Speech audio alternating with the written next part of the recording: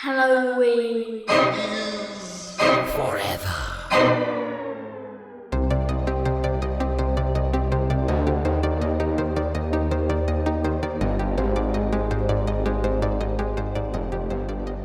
So, got one for you here.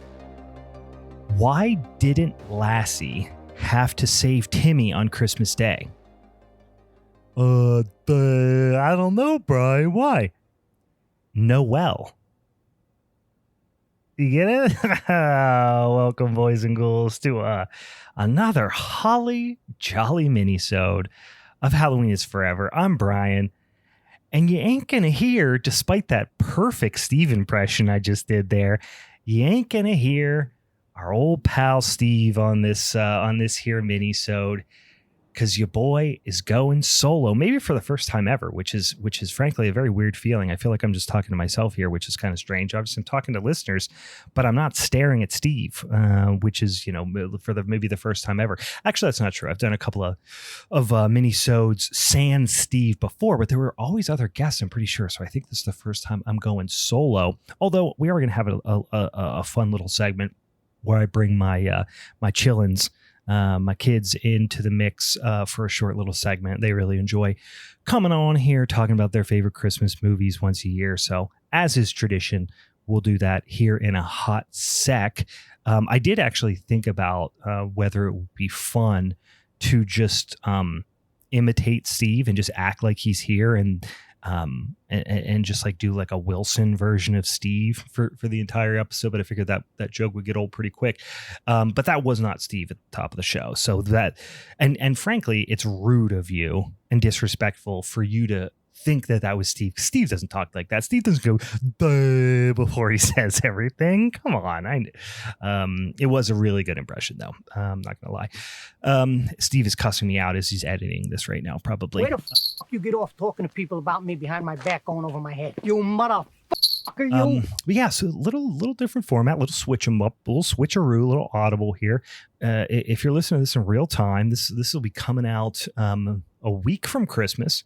And for those of you who, I don't know, live anywhere, especially near Western Pennsylvania, it feels like everybody in the whole damn world's sick right now. We actually had planned wherein my lovely wife, Kate, was going to jump on and help me out with this here episode, which she is off to do. We usually do split it up in December where we do some mini-sodes where Steve and I kind of do them solo with our own individual guests.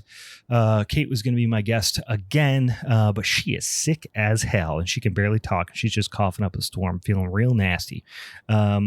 And she was thinking she would probably feel up to it today, but that is clearly not the case. So your boy's going solo. But like I said, I am going to bring the girls on for a little segment, my kids, for a short little segment to talk about some stuff as well, which will be a lot of fun. But what I'm going to talk about, broadly speaking, because again, we're not going to talk about the movie that Kate and I were planning on talking about. So like I said, I'm going to take this opportunity to do one of my favorite things, which is do these kind of list type discussions where we just go through and talk about a whole bunch of different movies, just kind of go down a list. Sometimes we do this with movies. I think we've done in the past. We talk about like our favorite Halloween costumes we had as kids. We've talked about our favorite Halloween specials, that sort of thing. So I wanted to do that, but I'm going to talk about some of my favorite underrated Christmas movies. I'm going to talk about primarily horror. I got a list here. I think there's 10 of them on the list.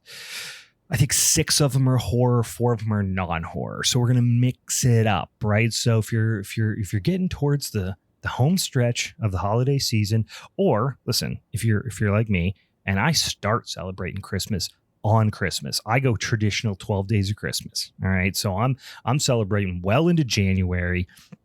Fuck y'all. I'm still drinking eggnog, getting hammered until well into January. Everyone's back to work. I don't give a shit. I'm going full 12 days of Christmas, guys. If you're like that, great, you got some time left. But otherwise, for a lot of us, we're moving towards the end of the season. Maybe you've watched a lot of your favorite movies, your National Lampoons, your Home Alones, your Christmas Stories, right? Maybe you've watched your Black Christmas, some Christmas Evil, perhaps Krampus, right? You've cranked out some of those movies, not cranked out to some of those movies. I'm saying you cranked them out, as in you watched them already.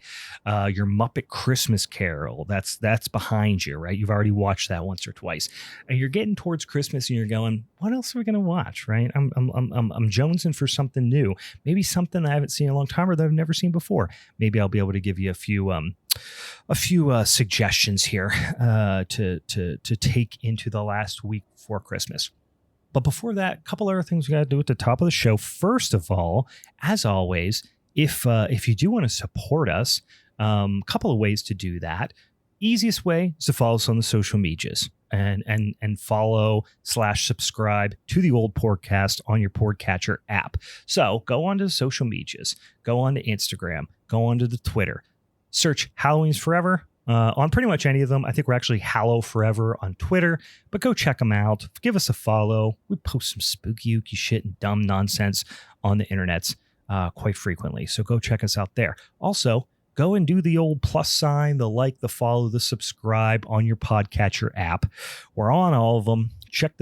Go on there. And then if you want to go a step further, which ain't that hard, guys, let's not pretend it's that big of a deal. Go on there.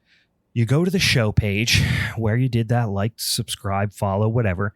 You scroll down and it's going to give you an option to rate it. You give us the maximum amount of stars. Maybe say it's 5 stars. And then underneath, you got to write a little comment. You just write, I like this show, right? Or whatever the hell you want to write. You can write an insult. You can call my mother names, whatever. Go down there, write a quick review for the podcast.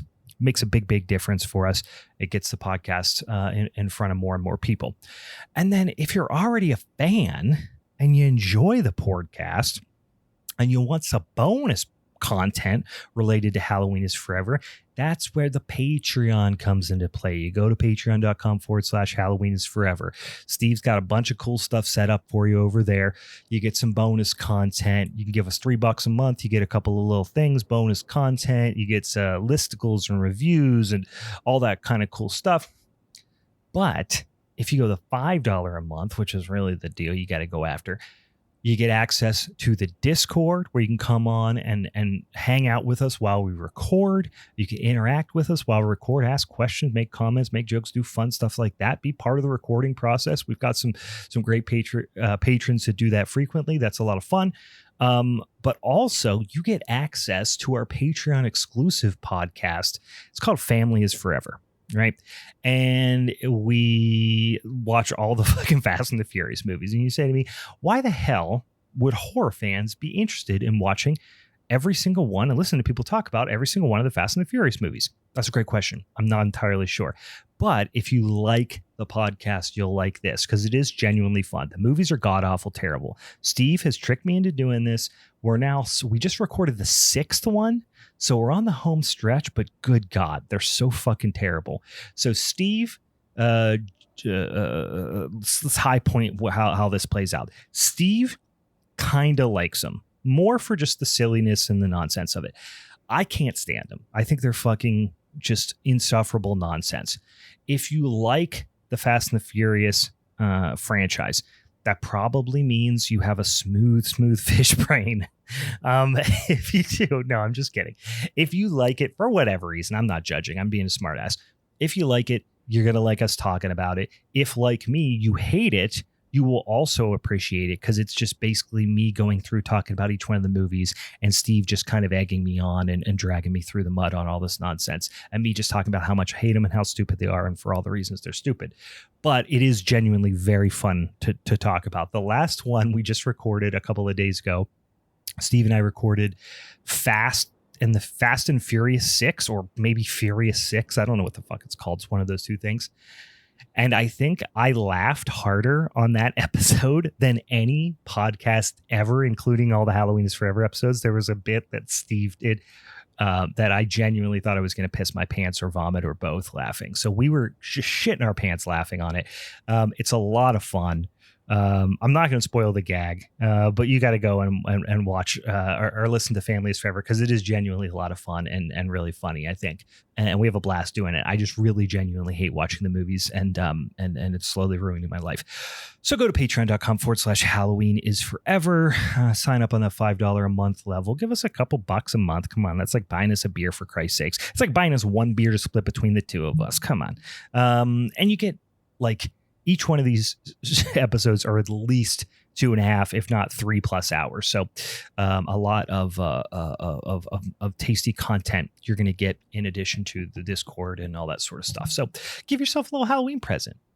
Or Christmas present, rather. I said Halloween because that's the name of the podcast. Give yourself a little Christmas present, or perhaps if you're listening to this and maybe you're listening to it in the car with your significant other, and you're thinking, hey, I need a little something extra, then I need to get them. I need to stuff that stocking just a little bit fuller.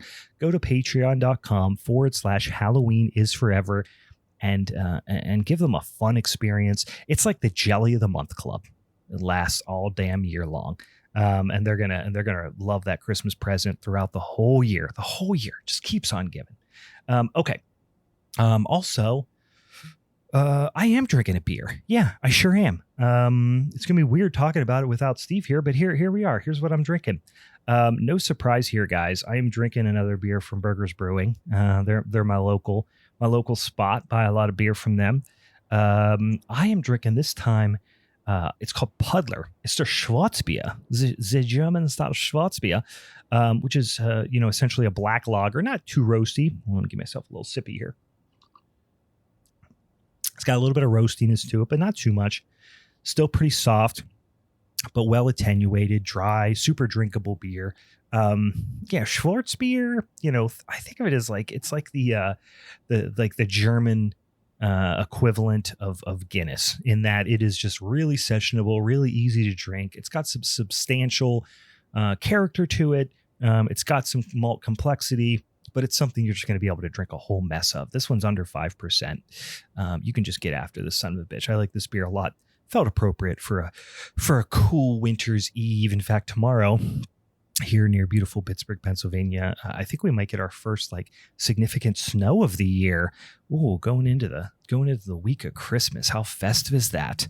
Looking forward to it. So let's take a quick pause before we get into these movies, because I'm going to jump on over and I've recorded a little clip with my kiddos, with my daughters, wherein we talk about some of their favorite Christmas movies. They really enjoy doing this, and they're a couple of cuties. So let's snap on over there and listen to them talk about some movies, and then we'll come on back over, talk about some underrated Christmas movies with your boy. We're here for what has become kind of an annual Christmas time tradition, where we do a fun little segment with these two squids I have here. I have with me both of my offspring. You know what that means? Yeah. The fruit of my loins here. We have Maeve. Maeve, say hi. Hi. And we have Maggie. Say hi. Hello. And we are going to talk about Christmas movies. It's been a while since you guys... Was it last year that you guys... And what did we talk about last year when you guys were on for one of the Christmas episodes? We did Nightmare Before Christmas, and we actually, I think we were on the last 2 years, if I remember. Because last year, I remember we did Nightmare Before Christmas. Yeah, well, this is our third Christmas, so that makes sense. I think we've done it every year. Do you remember last year when we talked about Nightmare Before Christmas? Yeah, I do. Yeah? All right, so we're going to do a little bit more, you guys are totally grown-ups now. How old are you again? How old are you, Maeve? 9. How old are you, Meg? Don't you know how old your child is? No, I forget. Well, how old are you? 7. Okay, so you guys are practically grown-ups now. So you've seen a lot of movies, right? Yeah. You've been alive for a lot of Christmases. So do you have some favorite Christmas movies, Christmas specials, maybe even episodes of TV shows that are Christmas themed that you want to talk about? All right, who wants to go first? Oh, both hands shot up here. I think Maggie, your hand was up first. So Maggie, which one do you want to talk about first? Home Alone. Home Alone. You like Home Alone, huh? Yeah.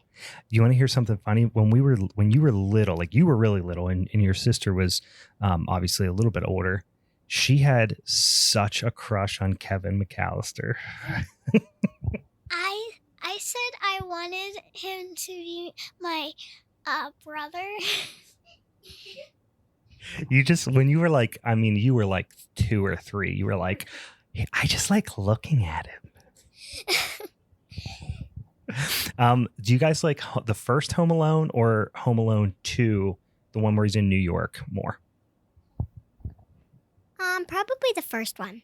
Yeah. What's your favorite part about that movie? Tell me like one or two of your favorite scenes, like really funny or memorable parts. When Kevin he has the TV show on and he has the gun. Yeah. Yeah, when he's got him like when he scares the pizza guy. Yeah. Yeah. What about you, Maeve? I have 2 things to say. First of all, I like the first one better because I like when they were. I just think it's funny how he's younger than me, and he's super. Why is he so intelligent? Yeah, I think it's because it's a made up movie. Also, for all of you guys who haven't watched the third, 4th, and 5th, don't watch it. They stink. Yeah, they're really bad. We've watched the third one. Was it the third one and the 5th one, or the 4th one and the 5th one we tried to watch? We watched. Well, when we tried to watch the 5th one just came out I'm pretty sure it came out this year or the year before. So we watched the 3rd one actually. Yeah, they stink on ice. They all have him going like putting his hands on his face, going like in the camp. Yeah, on the poster, like when you on the streaming service. I used to think that I liked the second one better because I love Tim Curry. You know, Tim Curry he's the guy who plays the butler. Not the butler, but the guy, the concierge, the guy who works at the hotel. You know, he's like a fancy guy and he chases Kevin around and stuff. I love him. He's in a lot of my favorite movies. And I always thought, well, that's my favorite part. But then last year, for the first time in a long time, I actually watched them back to back. And no, I definitely like the first one better. I changed my mind. I actually haven't watched the second one in a while. So I think that I forgot about that part. I really do like the second one. I can't pick. I mean, I might like the second one a little bit more. I decided just not to watch the fourth one. Yeah. It's bad. Yeah, it's bad. Here's my favorite moment. Even though I like the first one better, my favorite moment from the entire Home Alone series is in the second one. It's when he electrocutes Marv and he turns into a skeleton with the hair and everything in the basement. Wait, are you sure that's the second one? I'm positive, yeah, because it's towards the end of the second one when he is in his, I guess, uncle's house, and it's like an abandoned house. Yeah, that I like that. And when I was little, I don't think I told you this, but I was really scared of that part. I was scared of everything Kevin was scared of. So I was scared of that the skeleton guy when he turns into a skeleton, you mean? No, the heater. I was scared of the heater. Oh, the furnace in the first movie. Yeah. All right. Well, Maggie, any final thoughts on Home Alone? Anything else you want to bring up about it? I don't think so. No. Okay. All right, Maeve, your turn. What do you want to talk about? What movie or show or special or something you want to talk about? Well, this is a show. This is a Christmas episode of a show. The show's called DuckTales. Well, then there's a DuckTales and there's 2 DuckTales, the newer one.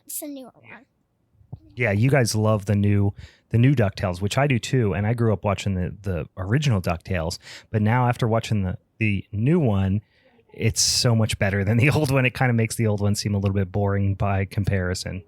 Yeah, definitely. I like the Christmas episode of that.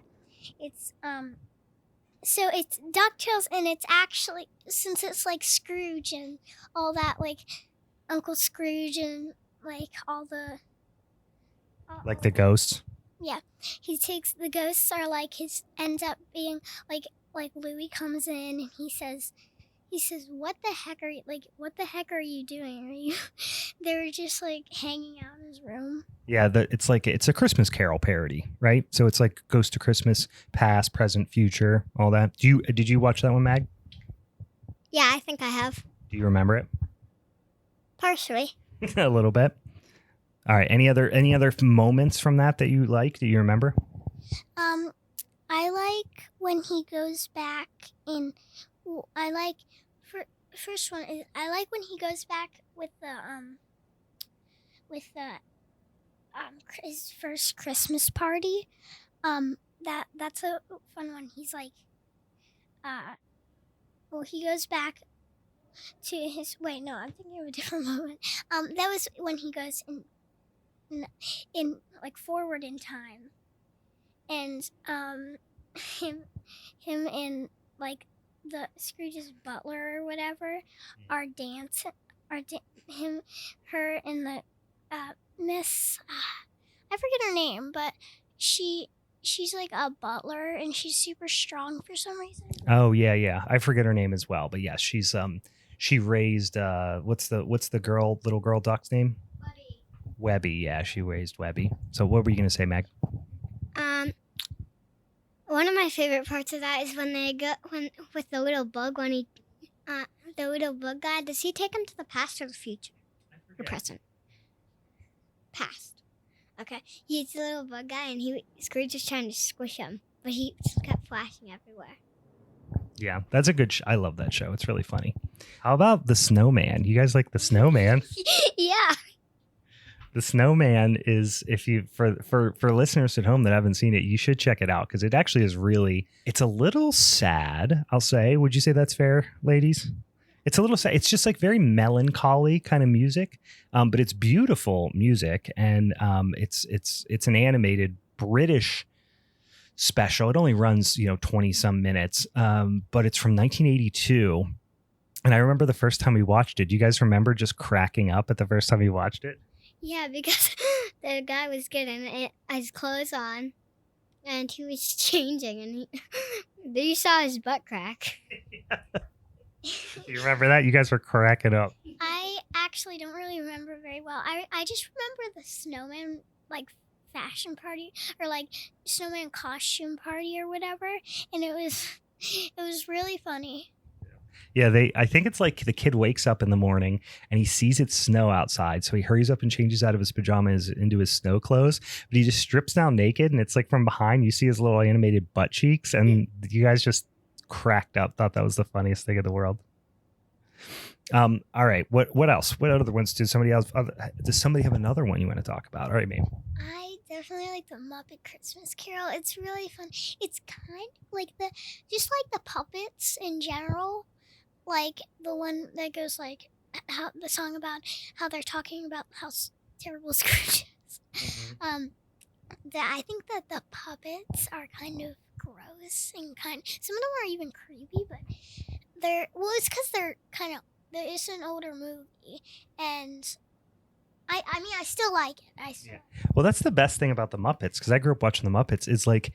They're real. I mean, they're puppets, but they're not like animated. You know what I mean? They're actual physical puppets. And some of them are definitely creepy, which is honestly probably one of my favorite things about them when I was little. But what were you going to say, Mag? I also have another movie to talk about. Oh, okay. Let's go. We have a few minutes left in this here segment. So let's do a little rapid fire back and forth. Tell me one that you like and why. I like The Grinch, the new Grinch. Oh, the new animated one that just came out in the theaters a few years ago? Yeah. I remember we went and saw that in the theaters, didn't we? Yeah. Wait, did we? Yeah, we did. Yeah, remember? It was all of us and Grandma and Pap went too. Oh, yeah. How old was I? That was 2 or 3 years ago. You were pretty little. I think you actually fell asleep halfway through. All right, maybe now you give me one. I'm trying to think. This isn't a movie at all, but last year we went to Disney World, and we went to Disney World, and it was in October. It was like last year, like a year ago, and it was Halloween, and we were there. Were we there for Halloween? Yeah, we were there in October. Not for Halloween, but we were there in October. Remember, we went to the Mickey's Not So Scary Halloween party and all that. Yeah, I remember. So I loved that a lot, and I just wanted to mention it's not a movie, but it's a Halloween. It was Halloween. It was all decorated for Halloween. Well, the first 2 days we were there, it wasn't decorated, and then overnight it was just turned into a Halloween land. Another good show is Holiday Light Fight. Oh yes, you guys like Holiday Light Fight. That's on Disney Plus, or we watch on Disney Plus, right? And it's all those crazy people who are psychotic about their Christmas lights and spend a bajillion hours. Remember that one lady made all those little flowers? Yeah, she melted all the lights. Yeah, and they were really pretty. It was beautiful. It just spent thousands of hours. Yeah, she said for each flower it take about 5 hours. So she would make 2 a day. Yeah, and she had looked like thousands of them. It was insane. Okay, last pick here. Who has any? I just remembered one that you guys might not remember. Do you guys remember watching the Octonauts Christmas special? Constantly. We used to watch that all the time. I had that one memorized. I also have another one. It's the Peanuts. Can't go wrong with the Peanuts. Halloween. Peanuts Christmas.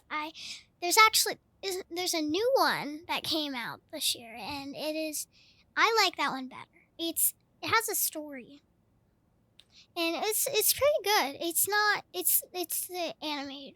It's not the newer animated one. Yeah, you were telling me there's a new one, but I haven't seen it yet. Actually, I had the party at my school a few days ago, and it was Peanuts themed, and it was really fun. We watched it.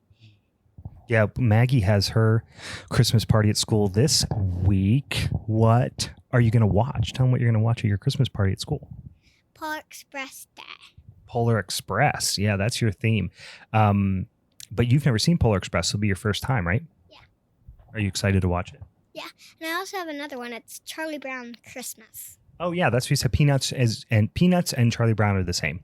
The whole gang of friends is called the Peanuts. It was actually Linus and Lucy and Charlie Brown and all them. They're all from a comic strip. They used to be in the newspapers called the Peanuts. And then it became, the holiday specials and all that stuff. So, all right. Any final thoughts on some of your favorite? Is there anything? So we're about, we're a week away from Christmas. Any final thoughts of things you're super excited for Christmas this last week leading up to Christmas Day? I'm really excited. I actually like most people like Thanksgiving dinner more than Christmas dinner, but I like Christmas dinner more. Anyway. You're not a huge turkey fan though, right? No, I was going up the stairs. I didn't tell you guys this, but I didn't mean to, but I saw one of the Christmas presents. I don't know if it was for me. I don't know if it was for Maggie. I saw a Christmas present. Oh, wow. What was it? It was like a big ball, and it looks like an alarm clock. I have one, but it doesn't work. When we got it, it didn't work. I wonder if that's for you. Maybe it's for me. Maybe it's for somebody else. We shall see. All right, Maggie has something important to say. She's freaking out. That might be trash of the box that we had before for that timer. That's true. Could be. It's a mystery. There's something funny about our elf. Tell everybody what your elf is named. Your elf on the shelf. Well, it was Maria Pandy Sparkles, but we call her Sparkle or Maria. And a week. When was it that she put chocolate chips in a glass, and she sat on the glass like she pooped in the jar. Do you remember that? Yep. That was this year. Yeah, that was just like last week when Maria pooped all those little chocolate chips into one of Daddy's beer glasses. Then we all ate it. Then we ate the elf poop, and it was delicious. Yeah. All right. Well, thank you, ladies, for joining me once again. And now you have a whole year off. Well, no, maybe you guys will come on again. Usually you come on again throughout the year. But you have a whole year to think about and watch some more Christmas specials to talk about next year. You want to say bye, Merry Christmas, Happy Holidays, everybody?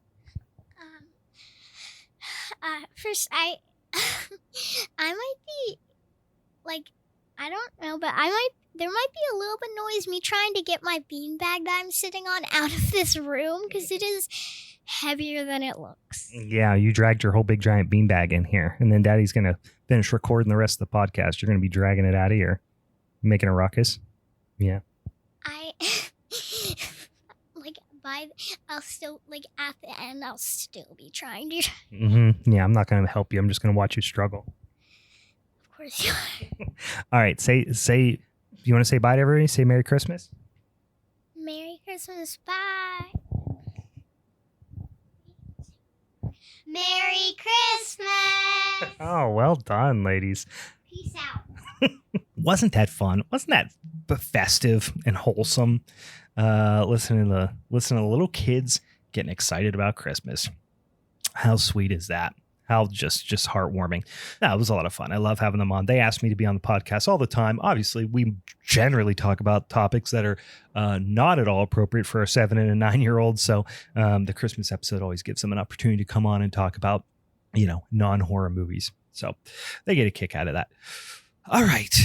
Now, let's do one more order of business before we get into these movies.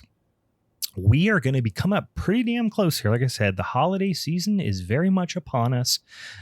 So that means that December will be coming to a close pretty damn soon, which means the January Showdown episode is right on our heels. So just a quick announcement in terms of what the winner was for the January Showdown episode.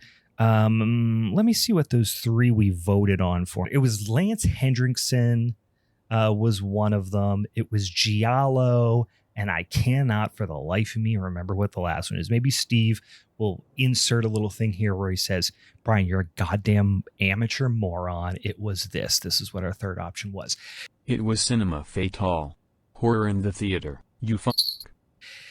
Well, guess what? That one didn't win, because if it did, I would remember what the fuck it is. The winner, surprisingly, frankly, for January, and one I'm very excited about, because for whatever reason, this just sounds like something fun and refreshing and interesting to do in January, and also has a bit of alliteration, a little bit, is Giallo. So we're going to be doing Giallo January, which frankly, if yins like it, maybe that just needs to be our automatic January every year. Giallo January. I love Giallo flicks. Love a lot of the directors that dabble in that. We could get into, quote unquote American Giallo films as well. That might be a lot of fun to do down the road. We can go in a lot of directions with this. It's fairly broad a subgenre of Italian whodunit murder mystery type of slasher-esque type of films. So we're going to be talking about Giallo films. We're going to be going over Giallo films in January. So if you got any suggestions for Giallo films that you're like, hey, check that out. This is one that's maybe a little less known. Maybe you haven't seen it before. Maybe you should check it out. Maybe you might want to do it for your pick. We'll pick those for the next mini, so we'll tell you what our picks are going to be. But in the meantime, if you have any suggestions, throw them away on the social medias. And maybe that'll be something we get a chance to check out and even pick for the January Showdown, for the Giallo January. So tune in for that. Okay. Now, without any other further ado, without any other delays, let's get into some underappreciated or perhaps underrated horror movies, and just general Christmas horror movies, but also just general Christmas movies, right? So, like I said, I've got a list of 10 here. I'll go back through them and I'll kind of alternate back and forth. How's that? Where we'll talk about some of our favorite, or some of my favorite underrated ones. Now, some of these they might not be underrated. They might just maybe be underappreciated or underviewed, perhaps. Some of them more than others. Some on here you might say like, hey, everybody knows that movie. Well, maybe they do, maybe they don't. But it's just, these are ones that I don't see a lot of people talking about in the same vein as, like I said, your Home Alones, your National Lampoon's Christmas Vacations. On the horror side, your Black Christmas, your Krampus, that sort of stuff. So for hardcore horror nerds, some of these might be quite, quite recognizable. You might have seen them. You might be quite familiar with them. Maybe you wouldn't be. But these are ones that I think for whatever reason don't get as much attention as they deserve. So the first one I'm going to start off with is one that I think a lot of hardcore horror fans do know, and have seen or at least are familiar with in some capacity. So this movie is from 2010. And it is a Finnish production, I believe, and I'm going to butcher the director's name, January Helander. He's Finnish, from Helsinki, and the name of the flick, you might have guessed it already, is called Rare Exports, which is a really interesting, almost disaster film type of take on a Killer Santa type situation, and that's not really spoiling anything here. Like I said, it goes in a lot of different directions you're not necessarily expecting, but it's the production value is fantastic. It really has some great Christmassy vibes. And like I said, it goes in some wild directions that you're not expecting. I'll read the synopsis, the brief little synopsis here on IMDb. Again, 2010, Rare Exports. In the depths of the, oh, Jesus Christ, Korvanaturi Mountains. Again, that's in Finland, I would assume. 486 meters deep lies the closest ever guarded secret of Christmas. That's a clunky sentence. The time has come to dig it up. This Christmas, everyone will believe in Santa Claus. So yeah, I won't spoil too much about it because there are some elements to be spoiled.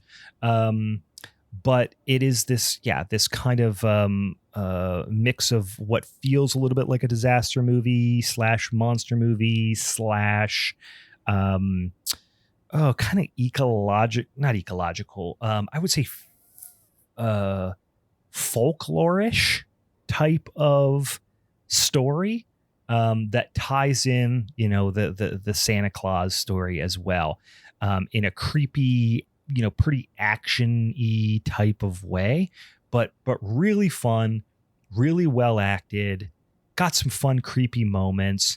And like I said, really going to give you some Christmas feels as well. I am a big fan of Christmas horror as a subgenre in general, holiday horror. But for me, it's got to also deliver on some like Christmassy vibes as well for me to really like it and like spend my holiday season watching it.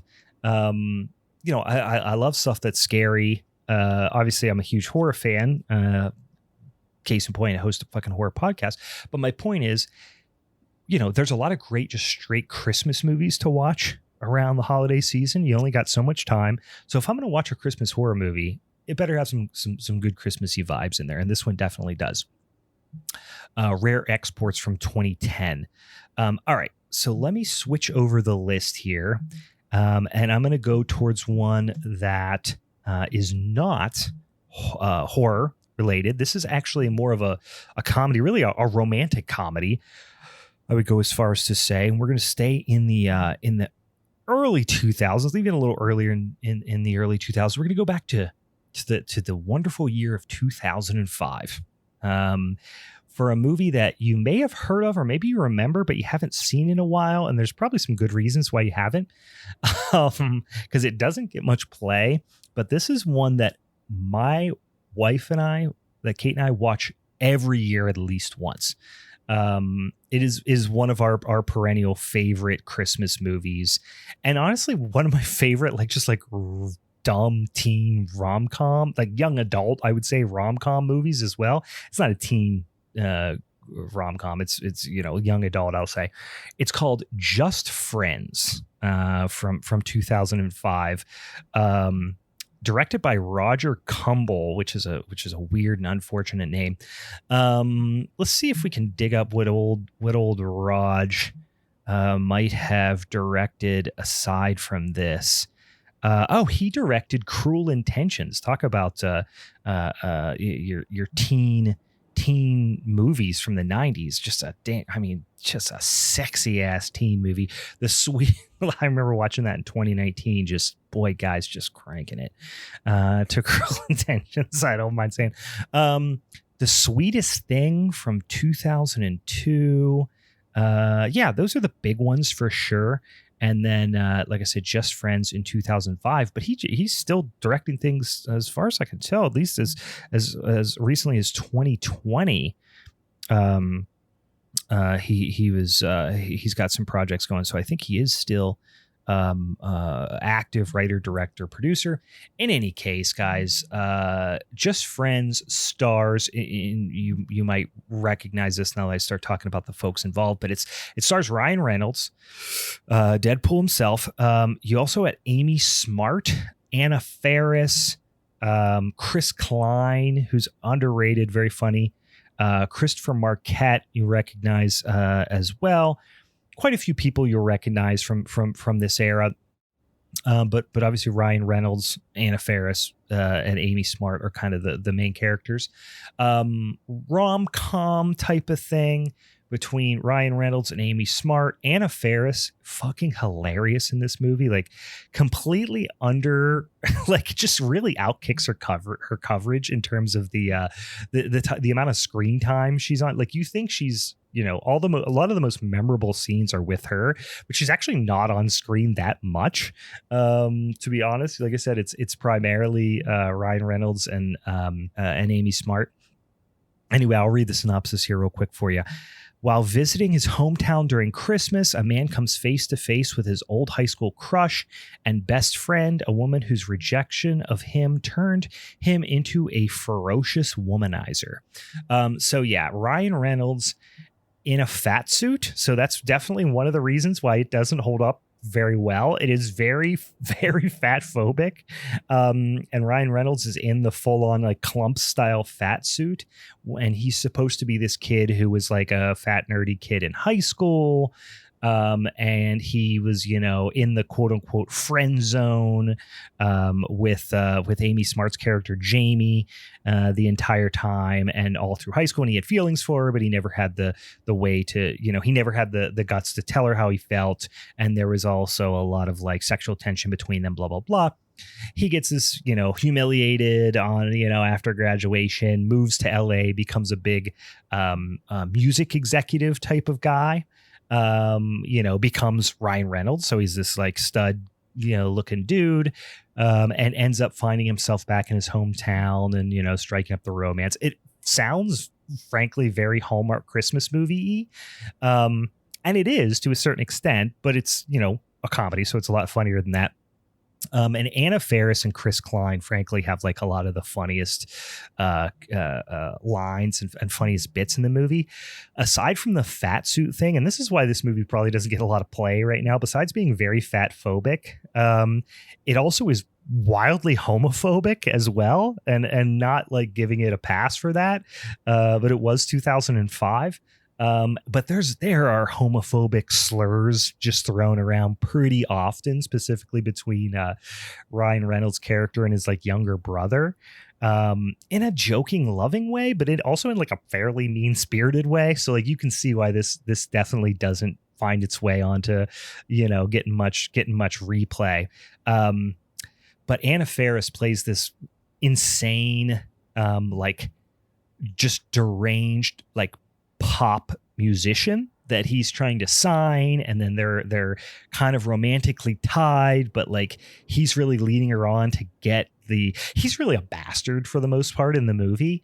And then, he eventually turns back into the sweet old lovable self that he was back in high school and, gets the girl, blah, blah, blah. It's pretty predictable in that sense. But some of the lines that Anna Faris has in this and just the unhinged performance she has is fucking hilarious. I'm a huge Anna Faris fan, like not like I don't listen to her podcast or anything, but just like as a comic actress, she's fucking fantastic.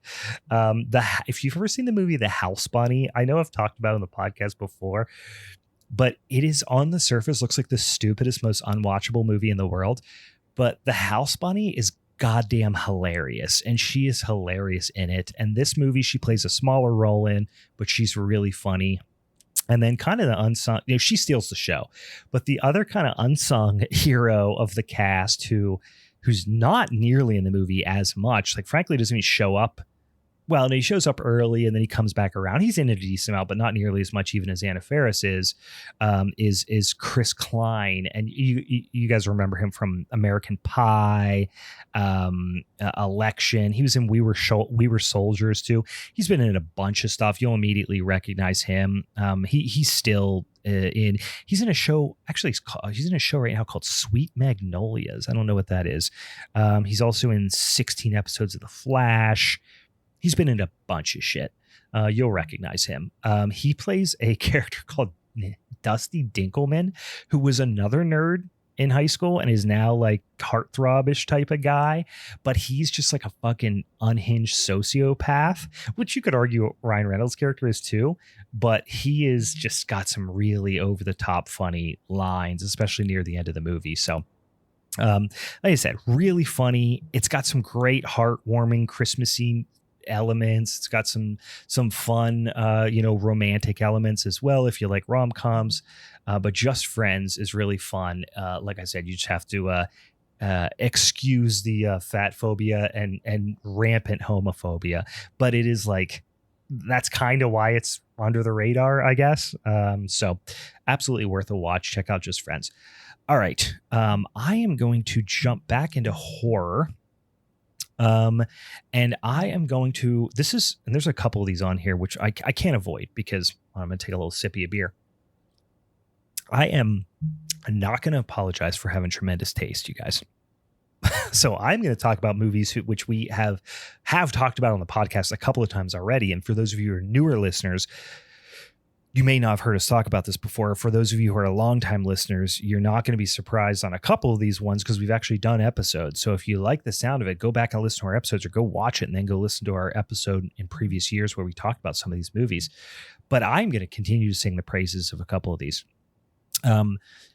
This one is a perennial favorite. I picked it, I think, as either in a showdown or it might have been a quote unquote punishment movie, but it's not a punishment. It's a damn treat. From 1997, the year of our Lord, a little movie directed by Michael Cooney. It's called Jack Frost, guys, and it's a goddamn mutant killer snowman, and it's so stupid and so over the top and so fun, and the movie is just made with so much love. I don't know how else to put it. It is the production value, the effort, the kills, the practical effects. None of it is taken, how do I put it? None of it's taken too seriously, but it is all done with just so much love and reverence and respect for the movie. It's so fucking wild. Let me read the plot synopsis here. After an accident that left murderer Jack Frost dead in genetic material, the vengeful, that's a terribly written sentence, The vengeful killer returns as a murderous snowman to exact his revenge. They said revenge again, Jesus Christ, on the man who sent him to be executed. So let me do a better job of there's a super brutal serial killer, right? He is arrested. He is sentenced to death or put in jail or whatever. But while he's being transferred, the truck collides with a damn genetic goop truck. That's all you need to know. Fucking toxic genetic waste gets all over him, goes into the snow, melts him into the fucking snow, and then he's formed into a goddamn killer snowman. It's tremendous. It's got one of the best fucking VHS box covers ever.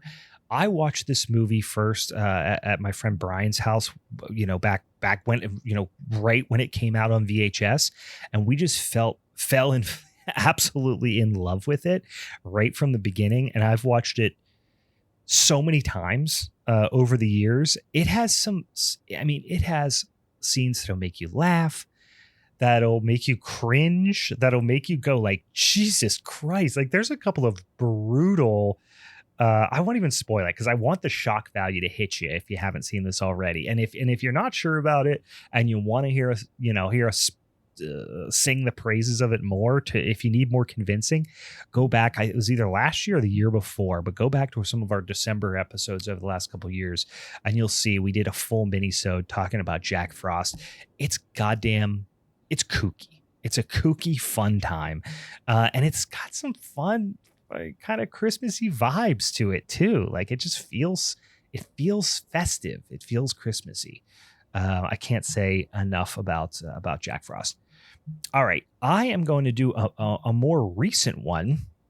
This is probably because it was, fairly recent here. Actually, it's older than I thought. Boy, I thought it was like 2018. It's actually 2015. This movie does get some play.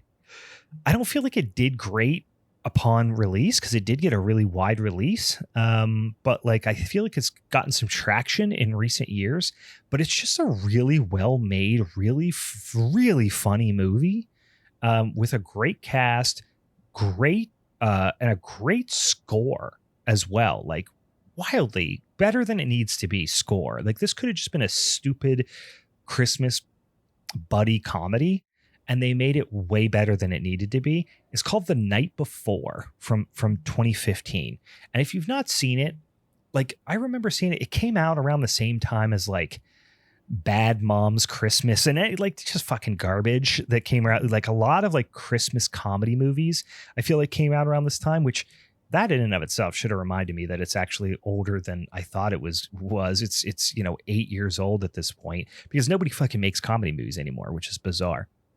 But this is really fucking funny. And it's got a tremendous cast. It stars Joseph Gordon-Levitt, who I love, but he actually is pretty forgettable in this movie compared to the rest of the cast, which I don't think it's his fault. It's just the character. Anthony Mackie is in it, which you'll remember. Well, if you've seen it, I guess for those of you who've seen it, you'll remember him from what's the name of his character? The Falcon. Nah. Oh god damn! What's the fucking Twisted Metal? He's also he's also the Falcon in like the Captain America movies. Apparently, you probably know The him Falcon and the Winter Soldier. I've not seen any of those movies. He's in The Hurt Locker for some reason. The movie or the other show he's in that I saw him in is Altered Carbon. Escaping me right now. And I'm don't have anyone else to fill the gap in Altered Carbon. In Twisted Metal. audio while I can look that up. Anyway, he's great. Seth Rogen is fantastic. Lizzie Kaplan, Jillian Bell is in it. Mindy Kaling plays a smaller role. Michael Shannon plays a small but goddamn hilarious role. Alana Glazer does as well. Tracy Morgan is like the narrator, which is bizarre. James Franco plays him. It's like that whole crew. Like Miley Cyrus is in it for a minute. You know what I mean? Nathan Fielding is it, or at least Nathan Fielder is in it. He's fantastic. Anyway, It's really genuinely funny. It's kind of it's like a party, like stoner party type movie, but with a lot of heart and with some really genuinely funny writing and some like very heartfelt moments as well. And like I said, the score is just way better than it needs to be, and the soundtrack just at large, right? Anyway, the director is Jonathan Levine, which the name sounds familiar to me, but let's look and see what else he directed. 50/50 Warm Bodies. He directed The Whackness. I don't know what that is.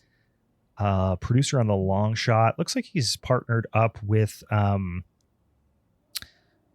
Seth Rogen on a lot of stuff, but honestly, not a ton of things that I've seen, interestingly enough, and not even that many director credits, interestingly enough. But this is really fantastic, and absolutely worth checking out. Really fun, feel good, have a couple drinks, do a couple bong rips, kind of Christmas movie. And it like I said, it looks, I know you said it sounds great, but it also looks fantastic. It's just shot beautifully. They do a lot more with it than they need to. You forgot Jason Mantzoukas as one of the crazy Santas. Okay, let's get back into horror, and I'm going right back to The Well in terms of movies that I have just championed in the past and will continue to champion and will unapologetically champion. All right. And I'm going right back to apparently, which was a fantastic fucking year for Christmas movies. I'm going back to 2005 for a tight little flick starring one Mr. Bill Goldberg. You know what I'm talking about, guys. We are talking about Santa's Sleigh. If you don't know what I'm talking about, do yourself a fucking favor and go over. I'm sure it's on Tubi. It has got to be in about 50 different places. It's also under some other names, but Santa's Sleigh, it's SLAY, as you might imagine. But it's also, I've seen it as under Very Bad Santa as well. Just search Santa's Sleigh. You're going to find it. It's absolutely streaming some places. It's directed by David Steinman. Let's see if there's anything else that he has directed. He was on the crew on some stuff. Doesn't look like he has much in the way of directing credits. Nope, just directed this one movie. God damn it. And he knocked it out of the fucking park. He's actually been on some really, really, like he was an AD on Rush Hour 2. He has been actually on the crew for a lot of big movies. I mean, production assistant on Castaway, Red Dragon. Yeah, he's been on the crew for some big movies. Only directed one movie. And Jesus, I guess when you direct and your directorial debut is Santa's Sleigh, just pack it in, because you ain't getting any better than that. This movie I watch every year. It's fucking hilarious. It's one of those movies that you're just like so confused and excited and just like baffled by the fact that it happened. And somebody made this movie. I'll read the synopsis real quick. Santa Claus is, this is a great synopsis, by the way. Santa Claus is actually a demon who lost a bet with an angel, so he becomes the giver of toys and happiness. But when the bet is off, he returns to his evil ways. That's actually, even though that's like more his backstory, and like most of the time it's just Bill Goldberg as Santa murdering people. That's actually a pretty tight synopsis. So it stars Bill Goldberg, former WCW and then WWE, but really we know him from his fucking mythical undefeated run in WCW in the 90s. One Mr. Bill Goldberg. It has some other people who you don't really know. It's got Robert Culp in it as Grandpa, which and it also has a really underappreciated role. And every time I watch the movie, I kind of forget he's in it. Dave Thomas, from SCTV, and he was one half of the Mackenzie brothers. Dave Thomas is wildly funny. He plays this really underappreciated role as the like crooked pastor. Oh my God. He's got some lines that are just, you could tell they just let him go. And he's like such a hilarious improviser that he just had they're just so funny. Anyway, so it's got a few, recognizable people like that throughout the course of the movie. But the bonkers part, which you're going to be like, how is this real, right? How is this actually, like how is, you're going to put the movie on. All right. Let me lay this out for you. The way you're going to start this movie, you're going to go, oh, Bill Goldberg. Okay, fine. You've got, you got Bill Goldberg, you got a couple other people maybe I've heard about here or there, but that's about it. Right. But then you're going to start the movie and you're going to go, wait a second. Is that James Caan? Is that Sonny Corleone himself, Mr. James Caan? And the answer is yes, he is there. And then you're going to say, well, hold on a damn second. Is that the nanny, Fran Drescher? And the answer is, yeah, it definitely is. And then you've got like Rebecca Gayheart, Chris Kattan of SNL fame. Like the opening scene is one of the most bonkers moments in cinematic history that I could ever describe to you. The first, I'm going to say 3 minutes of the movie, from the opening credits until, and this first 3 minutes, I'll spoil this, has nothing to do with the rest of the movie. These characters, aside from Santa as Bill Goldberg, never show back up. You never really get much information about who they were, why they were there, anything like that. You just get this first scene at the beginning with like all of these recognizable faces. They all get destroyed by Bill Goldberg. And then you just move into a different movie that really doesn't have anything to do with that one. Just do yourself a fucking favor. If not for any other reason, just for the that introduction scene. You're gonna love it, and you're gonna tell people, and you're gonna evangelize about Santa's Sleigh for the rest of your days. So do yourself a fucking favor, go watch Santa's Sleigh. I'm gonna jump back into a non-horror movie. Oh man, we're staying tight in the early 2000s here. We're going back just 1 year further to 2004 for a movie that I think a lot of people know, but haven't seen, or frankly don't like. I feel like a lot of people don't like this movie. It's called Christmas with the Cranks. Okay. And on the surface, you're going to go, oh, you just like it because Jamie Lee Curtis is in it. And that's part of it. Absolutely. But Tim Allen is also in it. And I have mixed emotions about Tim Allen. I grew up where Home Improvement was appointment television. Like I grew up in the, in it throughout the 90s, and it was absolutely our number one favorite show, show we never missed. So I grew up loving Tim Allen. I have over the years come to severely dislike Tim Allen. One, because he's very notably a fucking asshole in real life. But also the Santa Claus is a movie that I grew up liking and have learned to hate, which I feel like in most instances I've like softened on movies that I grew up not liking, or if I grew up liking them, I still like them for nostalgic reasons. This is like one unique exception where I grew up liking the Santa Claus, and now it's like, I can't fucking stand it. Something about it. It's just such a, I don't know, cynical, shitty movie, and the entire franchise is trash. It even has Martin Short in one of the sequels, and I fucking love Martin Short. And I hate that movie. Anyway, so a little conflicted here because it does have Tim Allen, who kind of sucks, but Tim Allen is for the most part kind of the straight guy. Yeah, he has a couple bits, and he actually does have some funny bits. But I would say Jamie Lee Curtis steals the show. I mean, she's great. She's wonderful.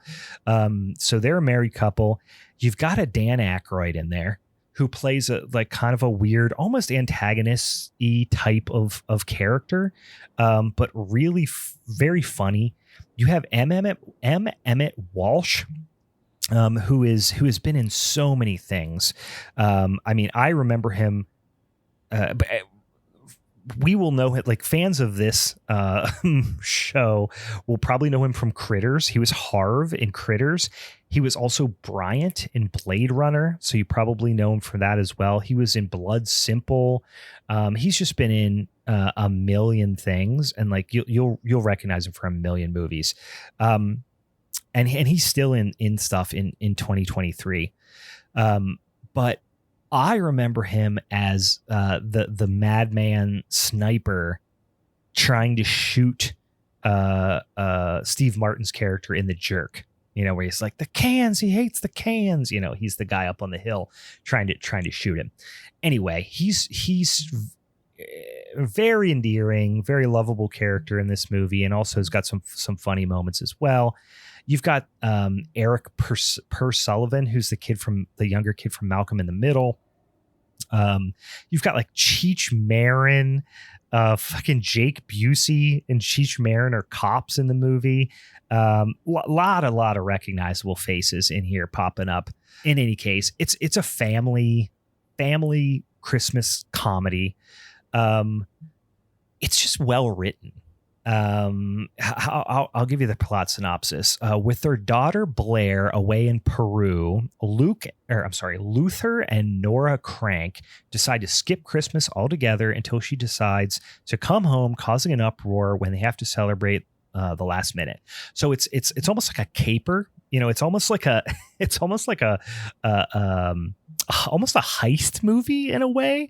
That sounds stupid, but it's like, yeah, so their daughter's going away to join the Peace Corps. They're kind of bummed and depressed about her not being there for Christmas. And they go, let's just go on a cruise and skip Christmas this year. But then they take it too far. They become real hardline about the whole thing. And then she calls to surprise them like the day before Christmas Eve, or maybe it's on Christmas Eve, I forget, and says, I'm coming home and I'm bringing my new fiance. So they basically go back on everything they say, and they're like, Jamie Lee Curtis says, like, this was a stupid idea, fuck you, we're having a Christmas party, we're doing Christmas, you know, which we always go really big on, but we're doing it all in one day. So it's them scrambling, running around, trying to make it look like they never had this like idea of skipping Christmas because it will upset their daughter who's coming home. So it's like, you know, whatever, but it's just fucking chaos. And the performers sell out on it. Like Jamie Lee Curtis especially, she just sells out on it and just absolutely, like, she's bought in and on all the bits, and she's fantastic. So anyway, movie that for whatever reason I saw, I think when it came out, I think I might have saw it in theaters and then have just watched it like every year since. I don't know why. It's just become kind of a perennial favorite. But surface level, you're like, Tim Allen, Christmas, whatever. Check it out. It's really fun movie. Okay, let's get back to the horror. We did an episode on it. We did a Minisode on it. 2022. Okay, it was last year, called Christmas Bloody Christmas. We did a Minisode on it. So for those of you who've been listening to the show for a while, you'll remember us talking about this. But I don't know. It's only been a year, but I'm not seeing a lot of people talking about it this year. I think it's just because there's so many new Christmas horror movies every year. Like, it's really on trend right now. Everyone's making Christmas horror movies, but it just didn't really get well reviewed. It was a Shudder original or Shudder exclusive, I think, when it came out. I mean, it's sitting at 5.1 on IMDb, which is like really harsh because I really like this movie. Like I said, 2022, it's a tight movie, and it's directed by Joe Bagos, who we've talked about. We really like on the podcast. When I say me, I mean me and Steve both have really liked, especially the visuals that he puts on the screen. He did Bliss back in 2019, which actually really didn't get really, at least on IMDb, not great scores, which sucks because it's not a perfect movie by any means, but it's a visually striking movie and really atmospheric, and it's stuck in my mind. I mean, God knows how many fucking horror movies I've seen since 2019, and I remember Bliss pretty well. He also did VFW, which I think was probably one of his probably his most well-known movie. He's only been directing. He did his feature length in 2013, so I guess it's been 10 years, with a movie called Almost Human, another one called The Mind's Eye, which I did not see those first two, but then 2019, and 2022, Bliss, VFW, and Christmas Bloody Christmas, all really, he's got a really unique, really awesome visual directing style that I can really appreciate. Part of it is that it is very like saturated, almost 80s looking, dark, but with a really saturated, glowing, bright lights, like almost this arcade aesthetic to it, which, that's certainly something that's very much up my alley. But this does it to a really effective level. I feel like it's always snowing everywhere they go, whether it's them hanging out in like this record shop the main protagonists work in, or then they go to like a bar at some point, they're at their house. It's always feels like it's actually winter, and it just feels like degen Christmas, which I love. The main characters, let me do the plot synopsis first. It's Christmas Eve and Tori just wants to get drunk and party, but when a robotic Santa Claus at a nearby toy store goes haywire and begins a rampant killing spree through her small town, she's forced into battle for survival. Great synopsis. It's a robot killer Santa with military grade technology that just goes wild and kills everybody. Fucking great. What a premise, right? The main characters, Tori, who's played by Riley Dandy. What else is she in? A Hollywood Christmas. That does seem to be some Hallmark Christmas movies that she was in prior to that. Anyway, I just remember her doing a pretty damn good job in this movie. And then Robbie, her kind of love interesty friend, whatever, is in it as well. Played by Sam Delich, and he does a good job.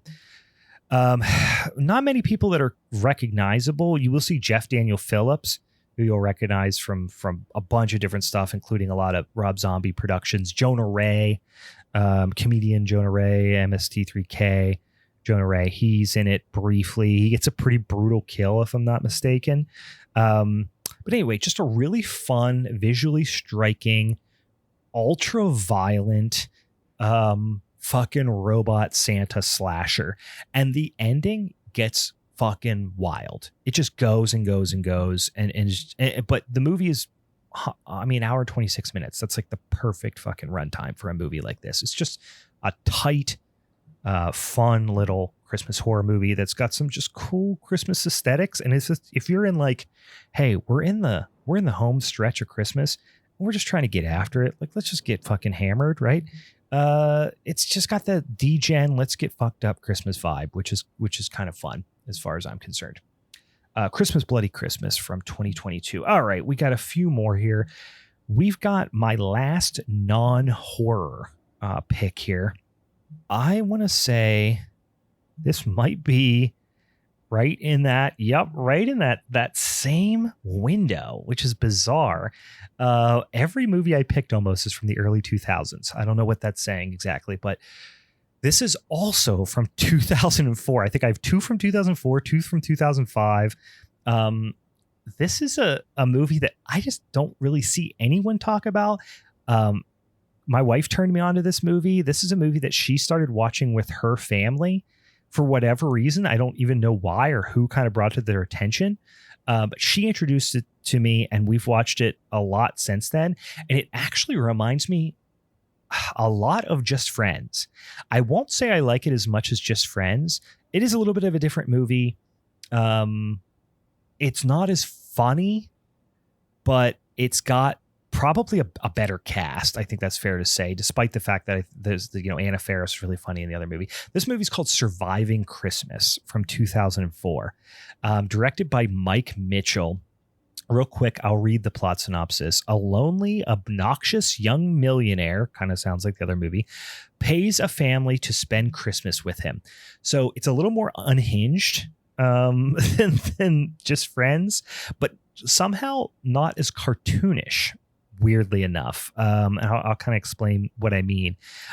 Michael Mitchell, by the way, directed Monsters vs. Aliens, Shrek Forever After, Lego Movie 2. Like, he's directed some big, family and kid movies. This is PG-13, I think, and it's PG-13.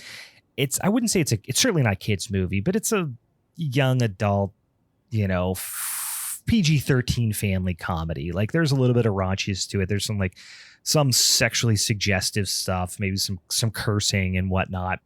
But the cast is fucking tremendous. All right. So it stars Ben Affleck, who's good in it. And I'm not always a diehard Ben Affleck guy. Sometimes he annoys the shit out of me.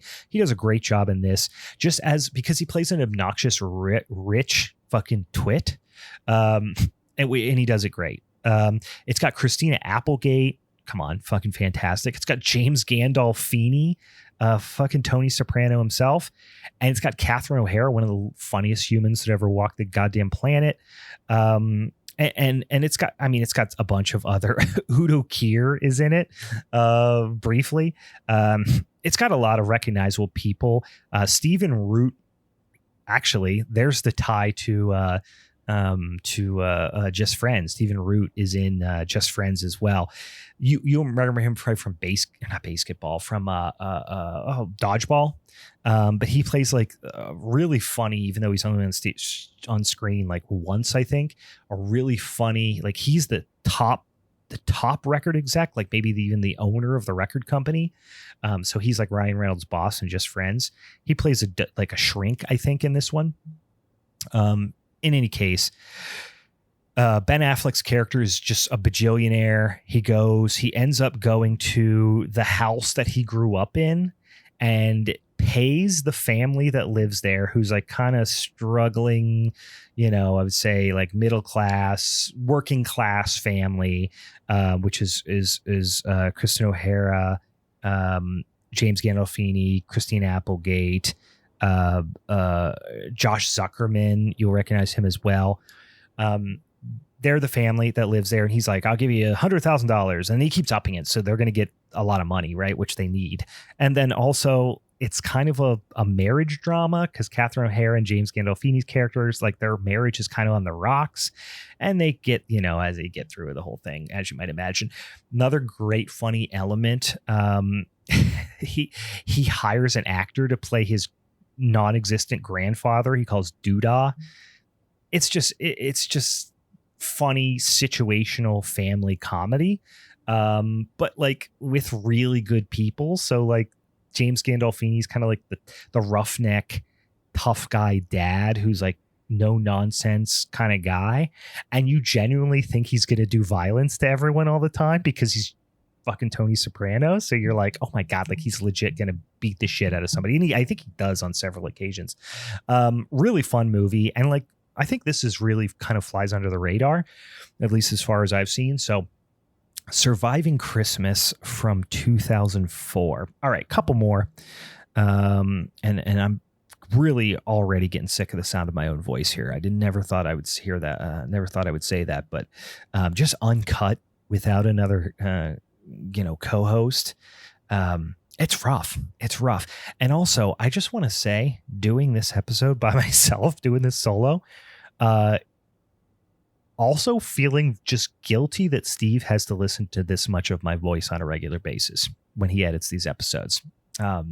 Especially with the Patreon episodes. Steve, you're a stronger man than I couldn't deal with my own fucking voice this much. Don't forget, I edit podcasts I hate, that I'm not on, for money. This is more fun than that corporate garbage. I'm going to get back into a movie, and I won't talk about it a lot, because this was actually my Showdown episode pick for December. So we just did this.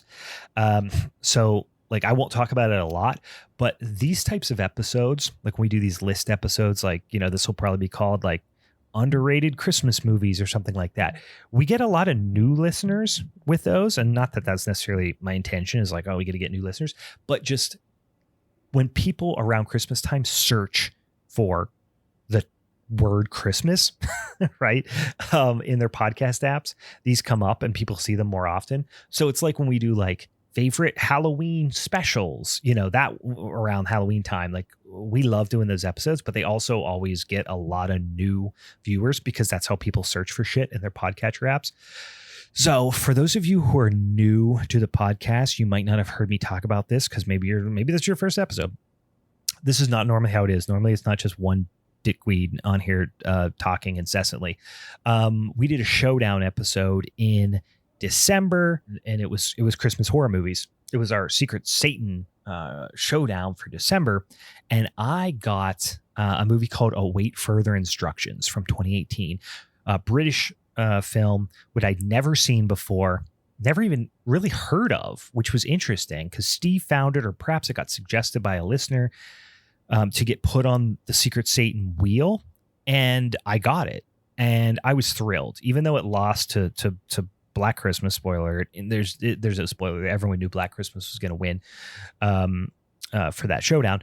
In any case, I got Await Further Instructions, and it was the only one none of us had seen, and I fucking loved it. I'll read the plot synopsis here. A family's Christmas takes a strange turn when they awake to find themselves trapped inside and begin receiving mysterious instructions through the television. So I had this one. Steve had Black Christmas. And then our guest, a friend of the show, multiple time guest, Brandon Getz. Boy, why can't I remember what fucking movie he had? It was another good one. Never mind. He had Black Christmas. Steve had oh my God, what the fuck? Garbage Day. What's the goddamn Silent Garbage Night, Day movie? Deadly Night Part 2. I'll think about it here in a sec. He had Silent Night, Deadly Night Part 2. We knew Black Christmas was going to win. So I went in, with a relatively open mind and not really expecting to win. So I really didn't sell the movie really well. Silent Night, Deadly Night 2, by the way. That's what I hear when I say Christmas Evil that Steve had, which is fun but dog shit. I went in not pushing this movie super hard because I knew it wasn't going to win when going up against the classic that is Black Christmas. But in another setting, I think I would have lobbied for this movie to win really hard because it was a really fun and unexpected movie. The worst thing in the world for me for a horror movie is to be predictable. That's just my personal take. That's just what I value. And this movie is not predictable. You don't know what's happening. You don't know what's coming. It's not necessarily ultra confusing and vague. Like, you kind of understand what's progressing, but you just don't know where it's going, which I really, really value. So I won't talk about it anymore because we just talked about it on a recent episode. And if you want to go back, listen to that showdown episode for December, you'll hear me talk at length about Await Further Instructions. But honestly, go watch it first because I spoiled the shit out of it on that episode. So go check it out. Like I said, British flick. Johnny Kevorkian, by the way, is the director's name, which is a wild name as well. Anyway, okay. And then the last one I'm going to talk about is not a movie. So I left it for last because it's not necessarily on the same level as the other movies because it's not a full length movie. It's a TV episode. It is absolutely underappreciated. And frankly, this whole series is, I know this is going to sound stupid, but Tales from the Crypt is so fucking great. And I just don't, like, everyone knows the Crypt Keeper. And it gets a lot of love, and you see people posting memes about the Crypt Keeper, and you're seeing, people talking about, the series and dumb little Crypt Keeper puns and stuff like that. Yeah, the Crypt Keeper is fantastic, but the series is genuinely great. Not all of them are masterpieces, but the thing I love about Tales from the Crypt as a series is it is just mean. And it ran for not as long, I think, as people think. Like, the original run was from 89 to 96. I think they tried to bring it back around several times after that. But some of these episodes are really tight, and they view like a film version of a short story, right? So they don't really feel like TV episodes. They feel like short films, right? And they were not predictable, and they were mean. Like they really would just go for it on shit. And so that's really what this one I'm about to talk about is. This is season 1, very first season, the second episode. This is the second episode ever of Tales from the Crypt, and they just nailed it with this one. It's called And All Through the House. So this actually aired in June of 1989. Weirdly enough, the Christmas episode aired in June. And maybe that's why people don't have as much of a nostalgic connection to it. I don't know. But it's, first of all, it's directed by Robert Zemeckis. First of all, which, I mean, like I said, he was, I guess, relatively early in his career, but not really. Like he had he had written on Back to the Future, and then, just a few years later, he's fucking directing, Forrest Gump. And shit like that. So, he's a legendary director, at this point, but, I guess not by that point, he wasn't necessarily a legendary director. He'd written on some really high profile things, but he was just getting his feet under him, I guess, as a director, perhaps around this time. Any case, he directed this episode, and it is exactly what you want from a Tales from the Crypt Christmas episode. It has all the hallmarks of the series. It is mean. It is nasty. It is, but it doesn't take itself too seriously. Of course, you get some fun little, Crypt Keeper puns and silliness at the beginning, but then you also get just intense, gratuitous violence from very early on. You get, I don't want to spoil it. You get some creepy shots too. Fun, creepy Santa peeking around and all this. It's fantastic. And the Santa, the quote unquote, creepy Santa you'll see is played by Larry Drake, which you may not know right away. When you see Larry Drake, or you hear the name Larry Drake, but if you see his face, you're going to recognize him right off the bat as Dr. Giggles. For horror fans of 90s schlock horror, you're going to know him as Dr. Giggles. But he was in L.A. Law, he was in Darkman, he was in a bunch of stuff. But Dr. Giggles is Santa, which is just Jesus Christ. He's so creepy in it. And then you have Mary Ellen Trainor as the kind of lead in it. And she is Mrs. Walsh in The Goonies. She's in Die Hard. She's in the Lethal Weapon franchise. She is just in an absolute ton of shit. Boy, she was in something else that's really big as well. Let me scroll down. I'm on the old IMDb. Oh, she was, she was briefly in Forrest Gump as well. But what I remember her most from as a kid is she was she was in Little Giants. I fucking loved the movie Little Giants when I was a kid. She was in Death Becomes Her. Like I said, Lethal Weapon. I think all the Lethal Weapons movies. She had just played a very small part in Ghostbusters 2. She played a small part, but a memorable part in Scrooged, Die Hard. I mean, she's got some freaking Christmas. She's got some real Christmas pedigree here as well. Look at some of these movies in here. And then she was look at that. Started out as one episode in Cheers. What a good place to start out. You'll recognize her right away. I mean, 80s, 90s mom in a million things. And she plays the like murderous wife. Not to spoil anything there. That's not spoiling anything, but check it out. I'm not going to spoil anything else about it. The other thing I will say about it broadly is it has absolutely supreme Christmas vibes. The first 3 minutes before shit really kicks off, it is so Christmassy. it's like this like house on a winter, Christmas Eve, Christmas decorations. I think they're playing the Christmas song.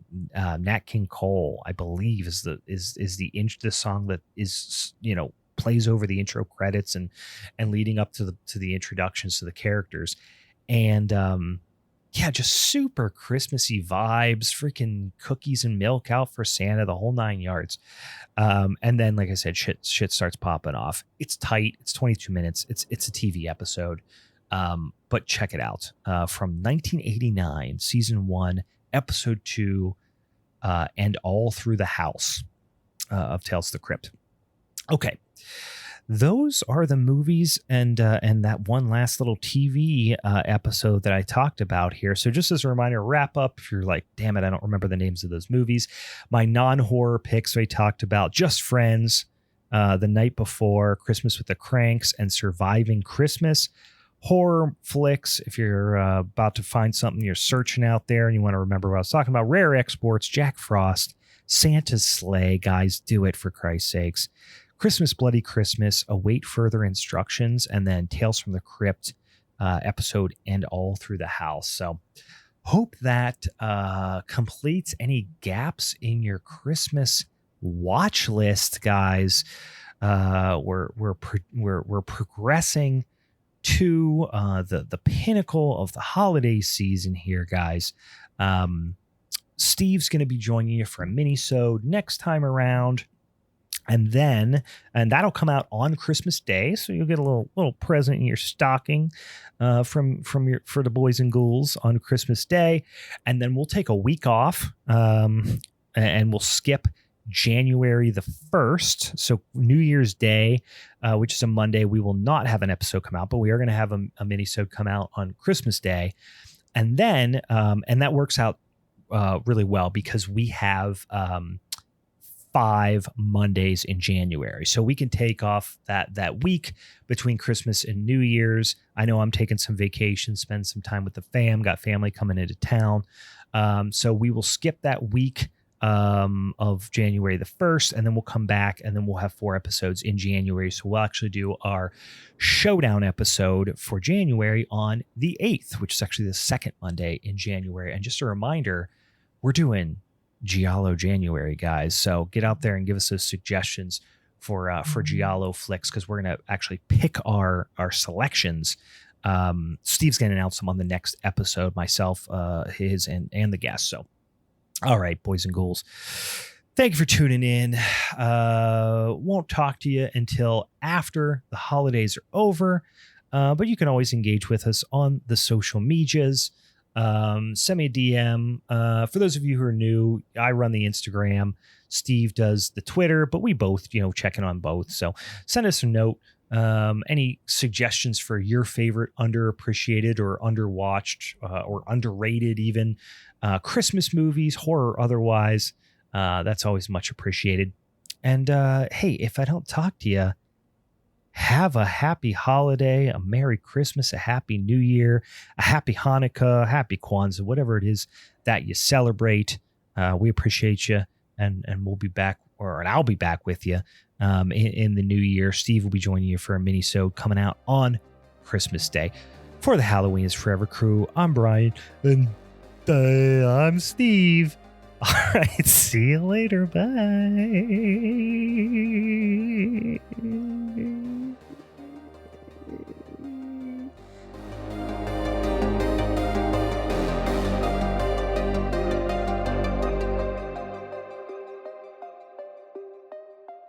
I'm Brian and I like to pee and poop in my pants.